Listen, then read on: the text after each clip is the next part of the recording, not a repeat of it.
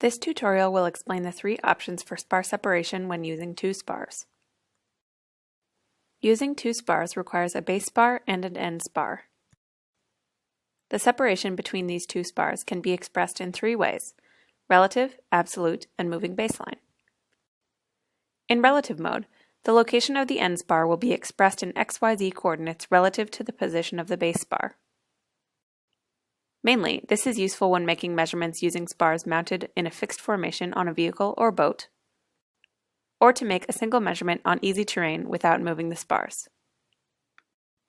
All modes require you to enter the base to antenna measurements for both spars, as described in the offsets tutorial. Using relative spar separation also requires further offset measurements, always measuring from the base spar to the end spar.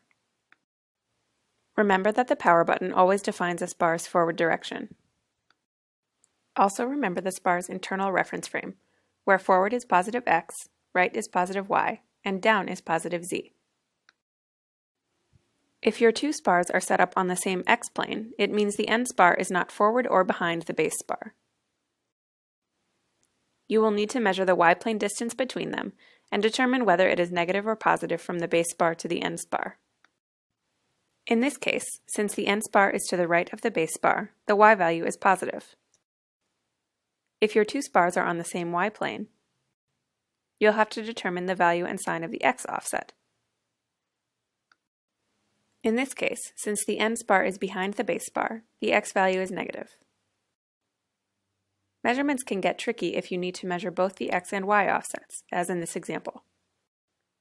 In this case, a measurement must be made of both the x and y values, not just the distance between the spars. Let's do a quick example. In this case, the two spars share one plane, but the base spar faces forward one direction and the end spar faces forward in the other. What's the offset?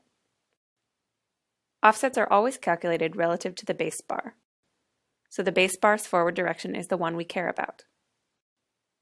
As such, the base to spar x value will be negative because the end spar is behind the base spar, and the y value will be 0. Two final tips. First, if your spars are mounted at different levels or on uneven ground, you will need to calculate a z offset, where down is positive z. Second, if one spar is tilted in dual spar relative mode, the offset measurements can get very complicated. When using relative mode and two spars, be sure your spars are both upright, or tilted slightly at the same angle as when mounted on a vehicle. Once you have entered the offsets for the end spar, you'll need to set the geospatial position of the base spar. Most often, using a GNSS rover is ideal to automatically position the base spar.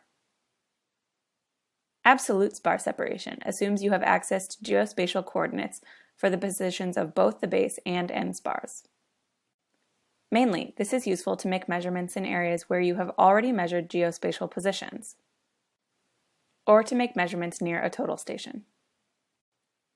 In absolute mode, apart from calculating the base to antenna offsets of both spars, no separation offsets are necessary. Instead, base and end positions will need to be keyed in or measured. Moving baseline mode requires no measurements or entries. In this case, the baseline between the spars is automatically calculated. This method of spar separation allows the most freedom, since you may move the spars independently on any kind of terrain with no offset measurements.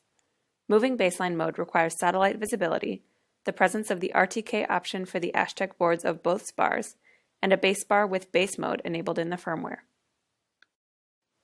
Only spars that have Ashtec boards with the RTK option can use moving baseline mode. Using an R8 rover on the base spar is one way to obtain a geospatial location on a base spar in moving baseline mode. However, ORI also supports network RTK. If the internal RTK box is checked, the software reads corrections from an internet source. If it is in wireless range, the base spar can have centimeter-level geospatial accuracy without an external receiver. The spars must always be synchronized in dual spar mode. Connecting the spars with a cable will synchronize them, but you cannot use moving baseline mode. This is a less expensive way to enable dual spar measurements.